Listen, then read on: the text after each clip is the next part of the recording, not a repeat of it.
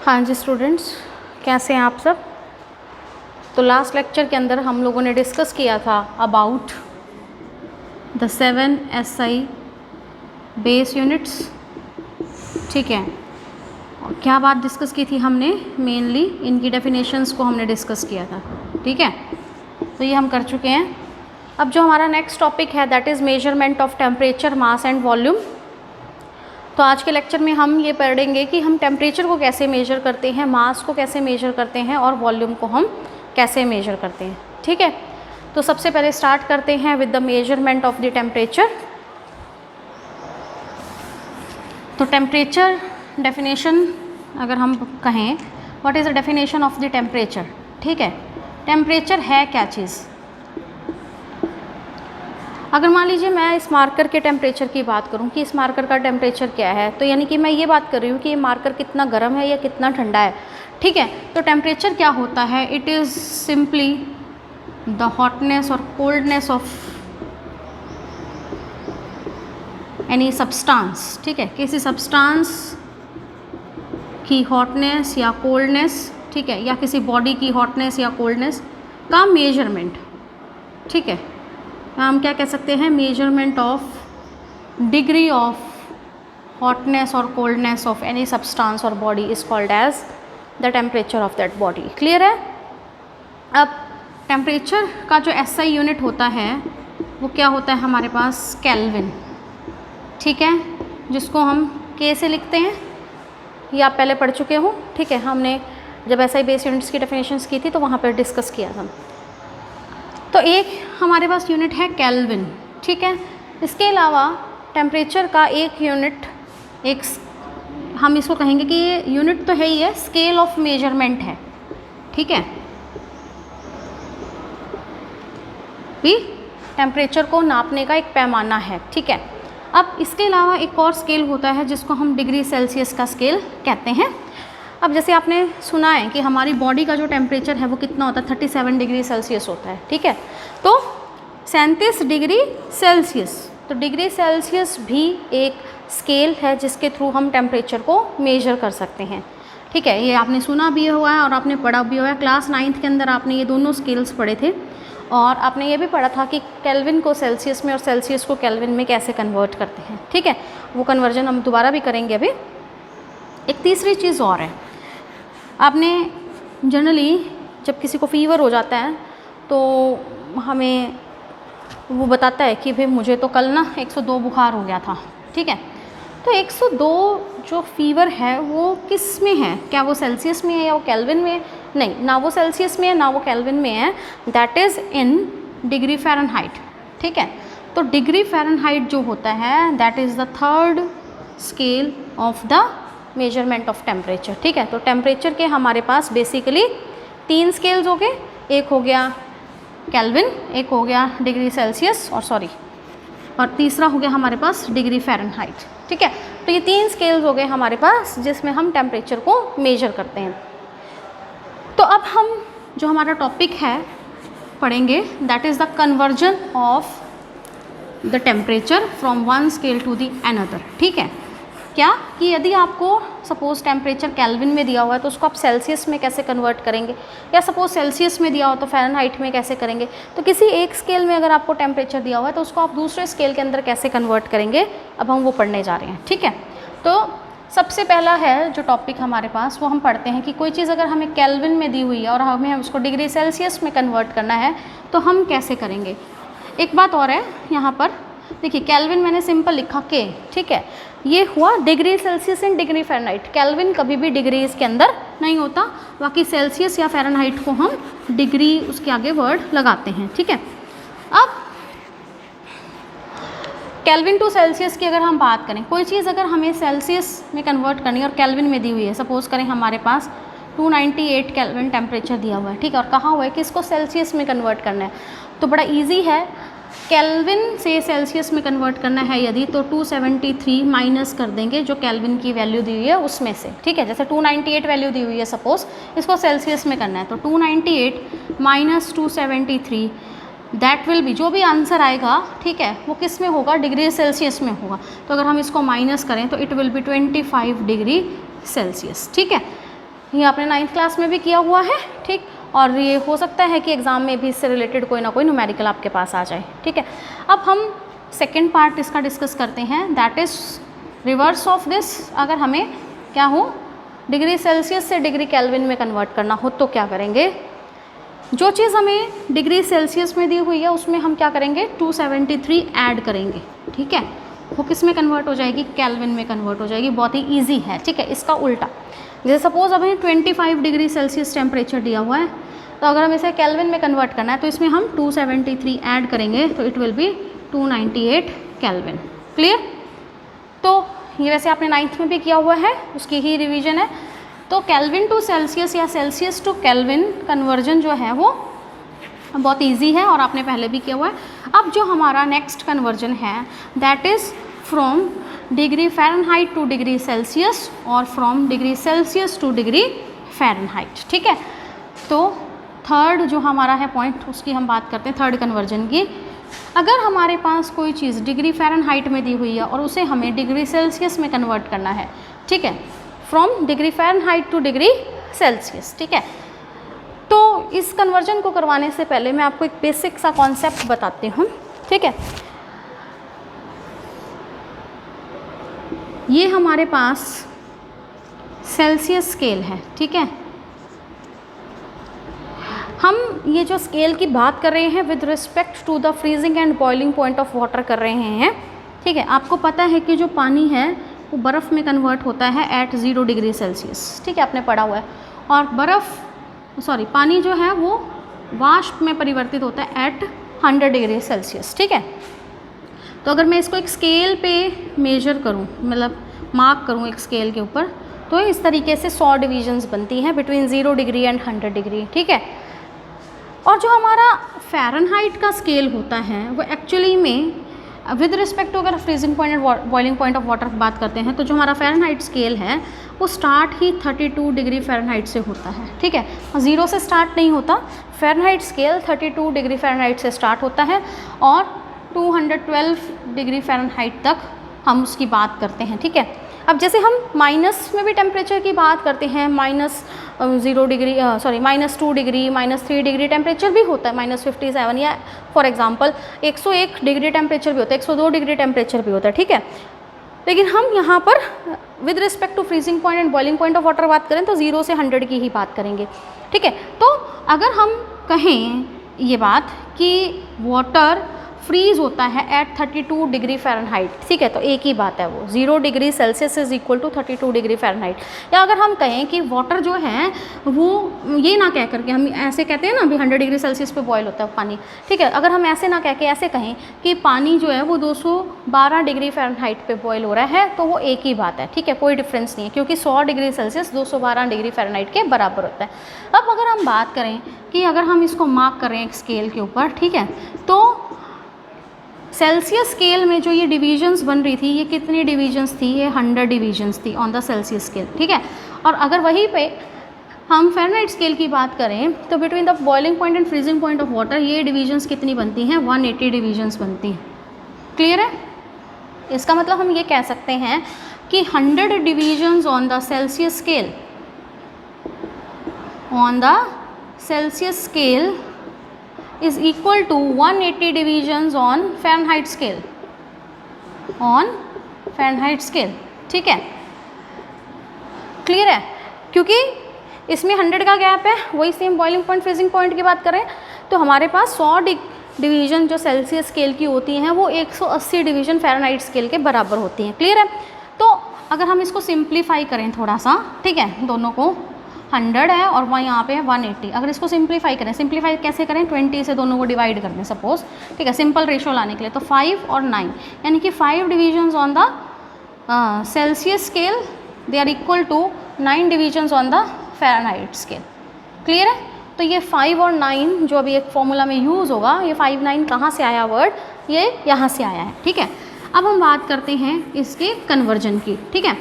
तो जो फ़ारेनहाइट से सेल्सियस का कन्वर्जन है या सेल्सियस से फ़ारेनहाइट का कन्वर्जन है, इस पे न्यूमेरिकल्स जो हैं बहुत ही ईजी है वैसे तो ये कॉन्सेप्ट, और इसमें से जो न्यूमेरिकल्स हैं वो कई बार आ जाते हैं पेपर के अंदर, और एक मैं आपको स्पेशल केस कराऊंगी, वो भी कई बार आता है, एक सेट के अंदर आया हुआ था, और हमारे पास कॉम्पिटिटिव पॉइंट ऑफ व्यू से भी है, कोई क्वेश्चन इनके अंदर आ सकता है, ठीक है, नीट या IIT वगैरह के अंदर, ठीक है।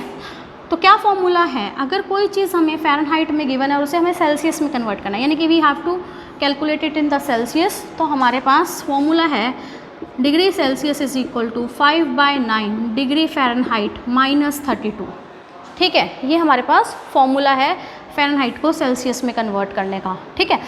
सपोज़ करें, अभी मैंने आपको कहा है कि 212 डिग्री फ़ारेनहाइट जो है वो किसके बराबर है, अभी हम बात करके हटे हैं, 212 डिग्री अगर हम सेल्सियस में कहें तो 100 डिग्री सेल्सियस के बराबर है, ठीक है।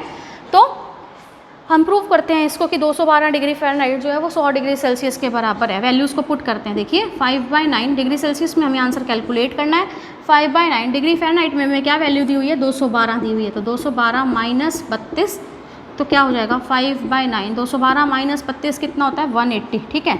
तो अगर हम इसको कट करें तो 20, तो हमारे पास क्या है 20 × 5 100, ठीक है।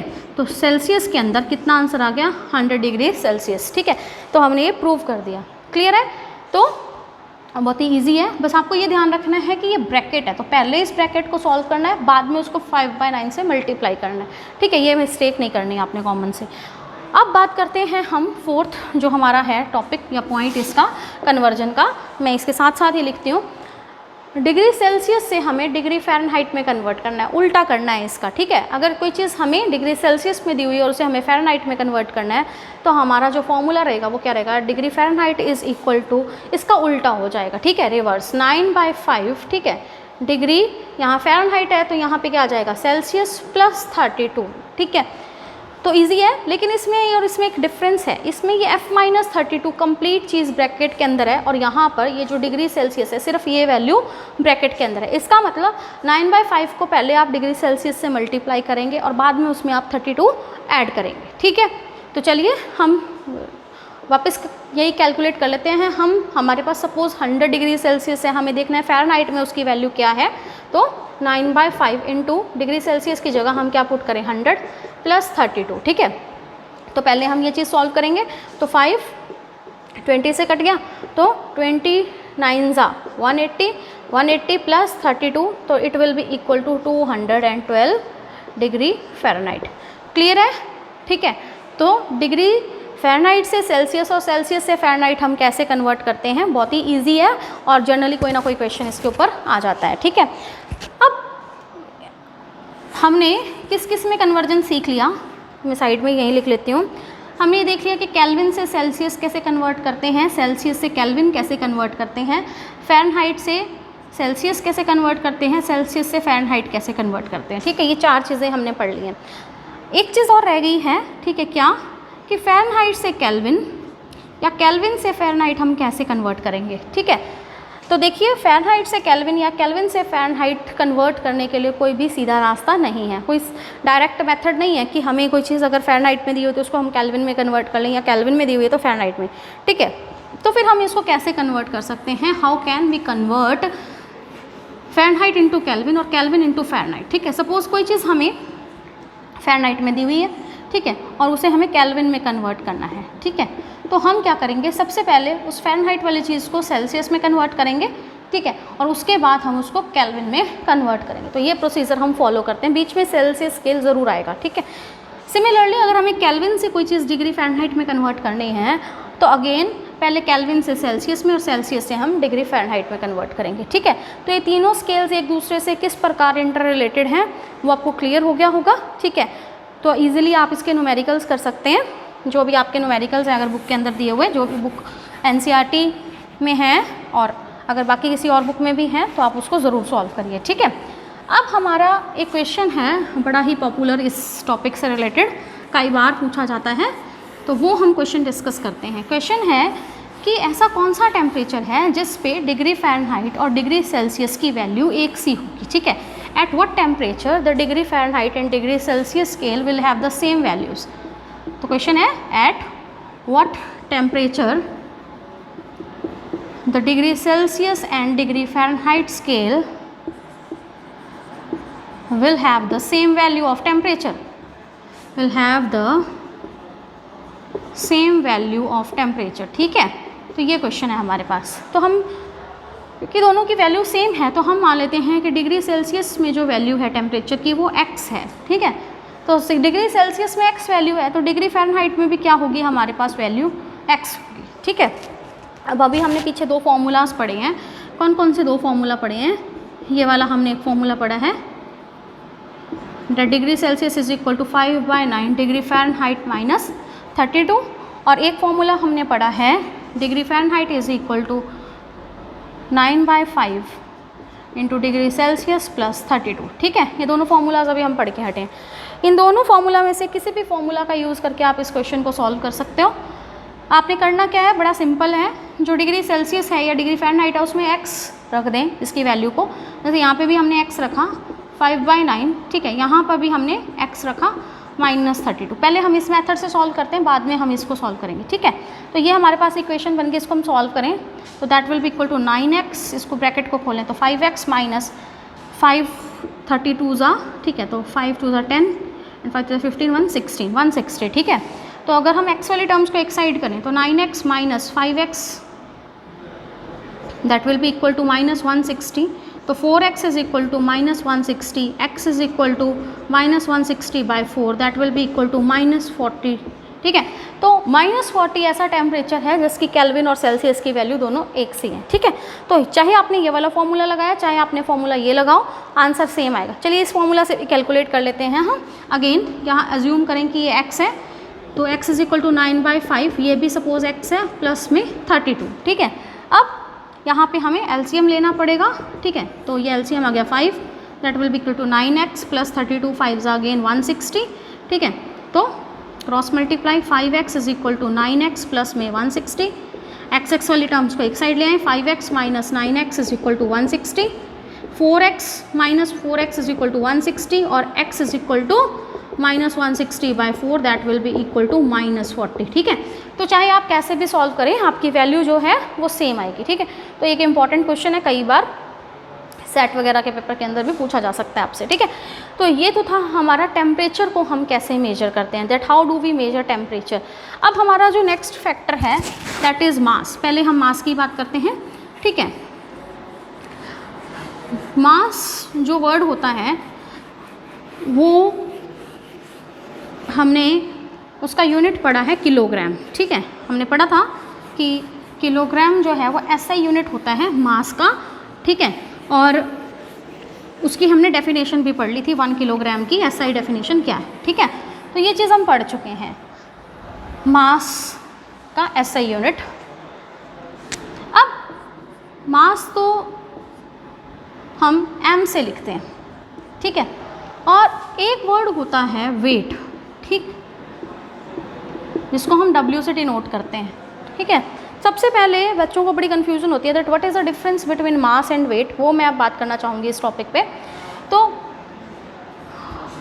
मास और वेट में क्या डिफरेंस होता है, आपने क्लास 9th के अंदर पढ़ा हुआ है दैट W जो है, ठीक है, जो वेट होता है that is equal to m into जी।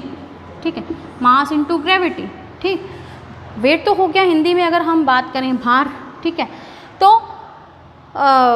जो W है यानी कि वेट जो है वो मास इंटू जी के बराबर होता है। ठीक है, तो ये जी क्या है यहाँ पर, this is acceleration due to gravity, त्वरण। ठीक है, जो गुरुत्वाकर्षण के कारण त्वरण लग रहा है वो है ये एक्सेलरेशन ड्यू टू ग्रेविटी। ठीक है, तो बच्चे इनमें कंफ्यूज रहते हैं। तो हम जनरली केमिस्ट्री के अंदर जो चीज़ जिसकी बात करते हैं वो हम सब्सटेंसेस के मास की बात करते हैं, ना कि वेट की बात करते हैं। वेट की बात क्यों नहीं करते, क्योंकि वेट जो है एक्चुअली में वो ग्रेविटी पे डिपेंड करता है, और जैसे ही किसी जगह की ग्रेविटी चेंज हो जाती है तो वेट चेंज हो जाता है। सपोज़ फॉर एग्जाम्पल एक पर्सन है ए, उसका जो मास है ऑन अर्थ, अगर वो 50 kg मास है उसका सपोज़ अर्थ के ऊपर। ठीक है, तो अगर वो ये बंदा और कहाँ चला जाएगा, मान लीजिए अगर इसका ये मास है, ठीक है, तो इसका सपोज़ ये क्या बोली हूँ मैं पहले, सपोज़ ये वेट है सपोज़। ठीक है, तो इसका मास कितना होगा 50 kg अगर इसका वेट है तो। ठीक है, मास किसके बराबर हो जाएगा, W में जी के बराबर हो जाएगा। ठीक है, तो W कितना है 50 अपॉन जी कितना है 9.8 मीटर पर सेकेंड स्क्वायर। ठीक है, तो ये इसका अर्थ पे वेट था। अगर ये पर्सन सपोज़ मून पे चला गया, ठीक है, तो मून पे क्या होता है, जो ग्रेविटी होती है मून के ऊपर, ठीक है, यानी कि GM, वो ग्रेविटी ऑन दी अर्थ का 1/6 होता है, ठीक है, यानी कि यहाँ से 1/6 होती है ग्रेविटी मून पे, ठीक है। तो जब ग्रेविटी 1/6 रहेगी तो जो वेट होगा इस पर्सन ए का मून पे वो भी 1/6 हो जाएगा, ठीक है, यानी कि कम हो जाएगा। यानी कि जो वेट है हमारा that depends upon gravity and it changes with gravity. So in case of chemistry we discuss about mass not about weight, ठीक है। तो मास की SI यूनिट्स क्या क्या हैं, ठीक है, क्या है इसका SI यूनिट, सॉरी, मास का SI यूनिट है हमारे पास किलोग्राम, और बाकी और भी इसके यूनिट्स हैं, ठीक है। जो 1 किलोग्राम है वो 1000 ग्राम के बराबर होता है, ये हमें पता है। तो ये यूनिट्स हम मास के यूज़ करते हैं। और भी छोटे यूनिट्स, ठीक है, हम यूज़ कर सकते हैं, वो आगे हम जब साइंटिफिक नोटेशंस और बात करेंगे प्रीफिक्सेस की या सफिक्सेस की, वहाँ पे बात करेंगे उसकी। तो ये तो था हमारा मास का टॉपिक, ठीक है। अब आता है हमारा third topic, that is volume, ठीक है, कि वॉल्यूम को हम कैसे मेजर करते हैं, ठीक है। वॉल्यूम क्या होता है एक्चुअली में, अगर हम बात करें, volume is the capacity of the container, ठीक है, कि कंटेनर के अंदर क्या कैपेसिटी है लिक्विड को कंटेन करने की, ठीक है। जो उसके कंटेनर की कैपेसिटी होती है उसी को हम उसका वॉल्यूम कहते हैं, ठीक है। सपोज़ एक कंटेनर है हमारे पास, कोई बर्तन है, उसमें अगर मान लीजिए कि 1 लीटर मिल्क आ जाता है, तो यानी कि इस वॉल्यूम, इस कंटेनर की कैपेसिटी 1 लीटर है, यानी कि इसका वॉल्यूम भी क्या है, 1 लीटर है, ठीक है। तो volume is the capacity of the container. अब वॉल्यूम हम कैसे मेजर करते हैं, स्पेशली लिक्विड्स का वॉल्यूम अगर मैं कहूँ तो कैसे मेजर करते हैं हम। मैं आपको कहूँ कि एक दूध, जाके दूध ले आइए, ठीक है, तो आप किस में लेके आएंगे दूध, ठीक है। बच्चे गलत बोलते हैं, किलोग्राम वर्ड यूज़ करते हैं, भी 1 किलो दूध ले आए, किलो नहीं होता, ये लीटर होता है, ठीक है। तो 1 लीटर, ठीक है, या हम ये कहें कि लीटर जो है that is the unit of volume, ठीक। तो 1 लीटर किसके बराबर होता है, हमें पता है 1000 ml के बराबर होता है, ठीक है। तो जब हम वॉल्यूम को मेजर करते हैं तो हम लीटर या ml वर्ड का यूज़ करते हैं। इसके अलावा केमिस्ट्री के अंदर हम एक वर्ड यूज़ करते हैं सेंटीमीटर क्यूब, ठीक है, वॉल्यूम को मेजर करने के लिए। आपने मैथ्स के अंदर भी यूज़ किया हुआ है सेंटीमीटर क्यूब, ठीक है, या एक होता है डेसीमीटर क्यूब, ठीक है, या मीटर क्यूब, ठीक है। इन वर्ड्स का हम यूज़ करते हैं। तो what is metre cube, centimetre cube या डेसीमीटर क्यूब। 1 लीटर जो होता है वो 1 डेसीमीटर क्यूब के ही बराबर होता है, ठीक है। तो कई बार बच्चे न्यूमेरिकल्स जब करते हैं तो डेसीमीटर क्यूब में जो वॉल्यूम है वो दिया हुआ होता है, तो बच्चे कहते हैं जी वॉल्यूम तो दिया ही नहीं, लीटर में तो यहाँ पे कोई वैल्यू ही नहीं है। तो डेसीमीटर क्यूब 1 लीटर के बराबर होता है। 1 decimetre cube is equal to 1 litre, ये आपने ध्यान रखना है, न्यूमेरिकल्स में हेल्प होगी।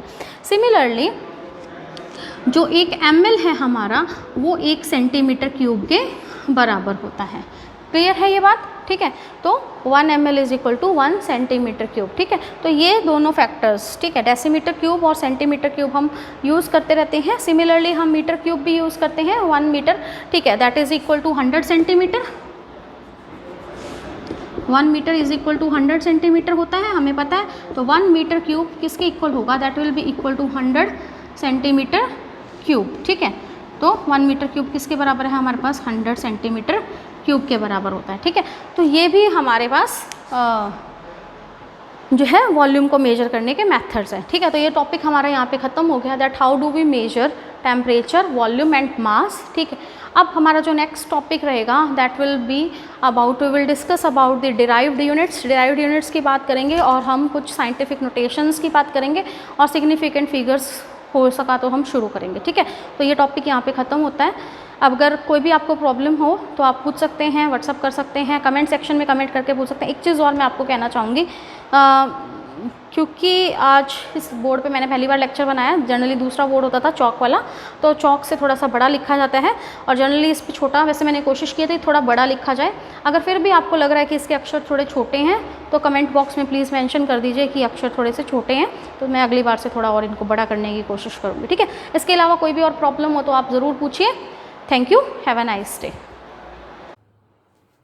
हाँ जी स्टूडेंट्स, तो इस वीडियो के लास्ट के अंदर आपने अभी पढ़ा है कि 1 metre cube is equal to 100 centimetre cube. वो थोड़ा सा पार्ट बेटा गलत हो गया है, उसको आप थोड़ा सा करेक्ट करिए। 1 metre is equal to 100 centimetre, तो 1 metre cube is equal to 100 centimetre का पूरे का क्यूब होगा, that will be equal to 10 lakh centimetre cubes, ठीक है, या जिसको हम 10⁶ सेंटीमीटर क्यूब बोलते हैं। तो वो थोड़ा सा मिस्टेक हो गई है, इस मिस्टेक को प्लीज़ आप लोग करेक्ट कर लें, ठीक है। And thank you.